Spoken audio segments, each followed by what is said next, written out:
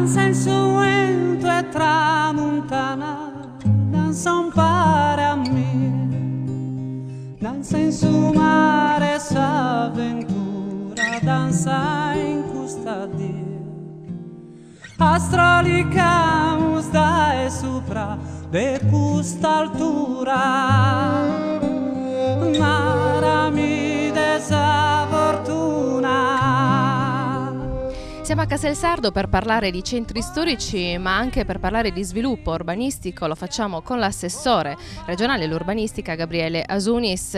Oggi un'occasione importante per rivisitare quello che è il centro storico di Castelsardo, un vero esempio. Ma oggi siamo qui per questo convegno che costituisce la chiusura di un progetto internazionale che abbiamo avviato nel 2004. Il tema della salvaguardia e della valorizzazione dei nostri centri storici è un tema molto caldo all'amministrazione regionale. Già le risorse finanziarie a suo tempo programmate hanno consentito, come nel caso tangibile del centro storico di Castelsardo, di poter rivitalizzare una struttura urbana che nel tempo era stata depauperata e che era stato oggetto anche di abbandono da parte dei cittadini.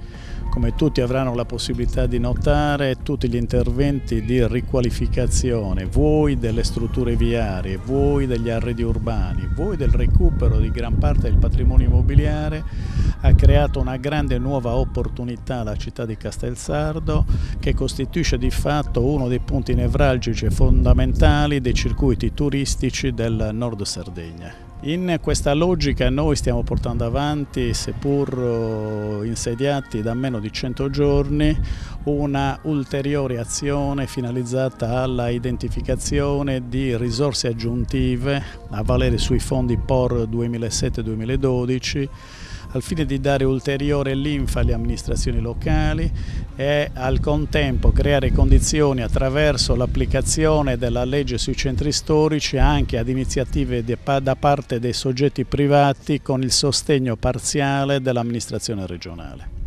Quindi progetti LabNet, risorse importanti per riqualificare quello che è il patrimonio storico anche della nostra isola. Ma risorse di fatto importanti che erano state già programmate dall'amministrazione regionale a partire dal 2004.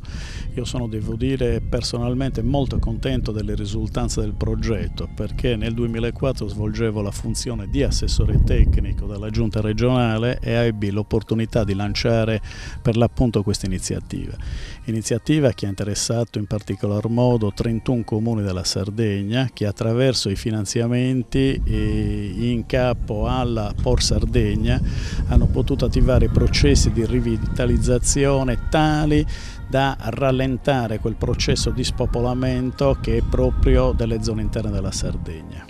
Noi ci auspichiamo, attraverso ulteriori azioni, di poter creare quelle condizioni addirittura per rinvertire il processo attualmente di spopolamento, creando le situazioni tali da ridurre quella che è la difficoltà di permeazione del sistema territoriale sardo. A tal proposito stiamo programmando come giunta regionale un'azione finalizzata a dotare tutti i centri interni di un sistema in banda larga tale da consentire un'interrelazione con l'intero territorio isolano. Ciò anche nell'intento di migliorare quelli che sono servizi in rete e quindi evitare la mobilità eccessiva dalle zone interne verso il sistema costiero.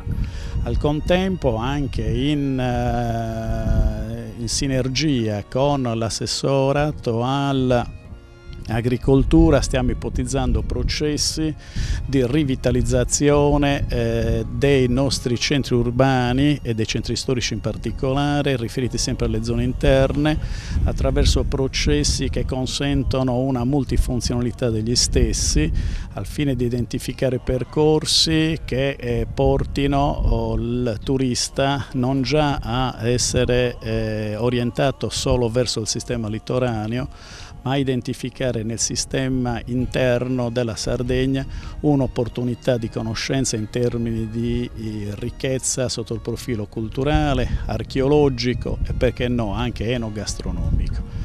È una scommessa molto importante. Noi crediamo che in questo quinquennio ci possono essere le condizioni reali per avviare il percorso e per raggiungere, seppur in una prima fase, chiaramente in quota parte, quelle che sono le aspettative che ci riproponiamo di perseguire.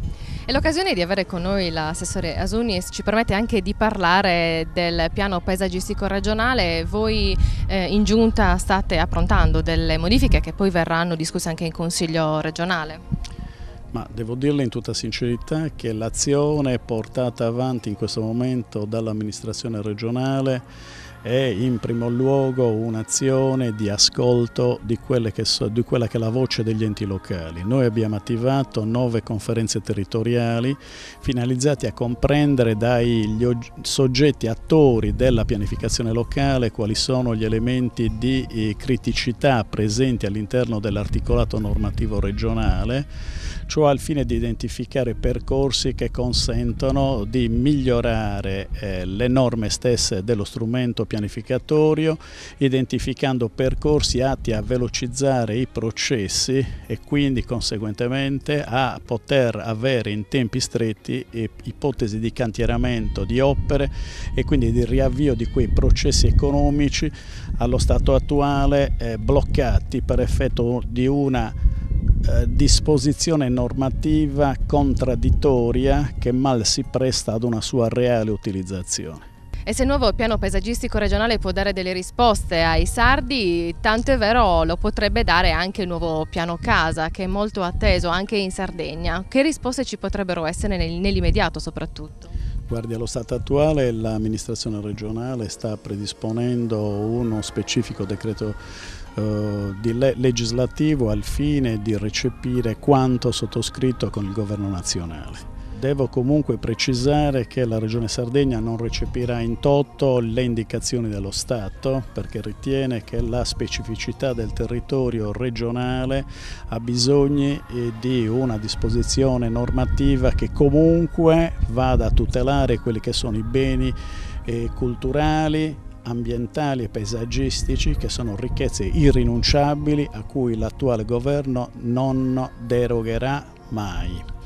In questa logica noi stiamo ipotizzando un percorso che impedirà l'applicazione delle disposizioni quantomeno in ordine alla fascia dei 300 metri dal mare e in ordine ai centri storici, con alcune ipotesi di percorso, in particolare per i centri storici, che consentano, laddove ci sono degli edifici realizzati dopo gli anni 50 in forte contrasto con quelli che sono i connotati che il centro storico stesso esprime, la possibilità di una demolizione di questi edifici e di una loro sostituzione con delle linee architettoniche che siano coerenti con le linee filologiche presenti nel centro storico stesso. In ordine alla fascia dei 300 metri, come dicevo prima, impossibilità di applicazione del piano casa, se non in riferimento ad alcuni aspetti che stiamo valutando che sono riferibili vuoi alla possibilità, mantenendo ferma la dotazione in termini di posti letto delle strutture alberghiere, di poterle dotare di quei servizi minimali tali da ampliare quella che è la gamma di servizi offerti all'utenza. Ed in secondo luogo, sempre in riferimento alla fascia dei 300 metri, ipotesi di demolizione e di rilocalizzazione dei volumi oltre questa fascia al fine di generare quel processo che tenda a liberare dall'edificato un patrimonio che dal 1993 è vincolato dall'amministrazione regionale. Io credo che le condizioni che stiamo andando a delineare possano consentire un trasferimento del disegno di legge all'attenzione del Consiglio regionale già dalla prima quindicina del mese di luglio. Se ci saranno le condizioni per approvare il testo celermente, penso che potremo essere nelle condizioni di poter riattivare nei 12 mesi successivi un numero di cantieri che oscilla fra i 30 e i 35.000, con un'oggettiva riavvio riavvio di processi economici che vedano in particolare le piccole e medie imprese operanti a tutto campo, e quindi quella piccola attività di carattere produttivo artigianale rivitalizzata. Il nostro obiettivo è quello di operare per uno sviluppo economico, tenendo sempre conto comunque che lo sviluppo deve andare di pari passo con l'esigenza di salvaguardare e di valorizzare le nostre risorse territoriali. Parliamo di PUC perché c'è grande attesa per quello di Sassari, che dopo 30 anni dovrebbe riportare l'urbanizzazione della città ad un nuovo sviluppo del 2000. A che punto siamo e quali sono le valutazioni della Regione? Ma in riferimento al piano urbanistico comune di Sassari, allo stato attuale la Regione non è nelle condizioni di fare alcuna valutazione. Ciò nella considerazione che il piano non è mai stato presentato all'amministrazione regionale, in maniera particolare che io sappia in questi 90 giorni di governo nessun amministratore locale del comune di Sassari ci ha chiesto un incontro per esaminare gli atti. Io credo, così come accade in tutte le realtà comunali, che l'amministrazione comunale in questa fase stia procedendo alla conclusione del processo attraverso l'esame delle osservazioni, quindi dopo lo approveranno definitivamente e ce lo invieranno per l'acquisizione del parere di coerenza. Fino al momento in cui il piano non arriverà sui nostri tavoli, nessuna valutazione può essere fatta perché non ne conosciamo i contenuti.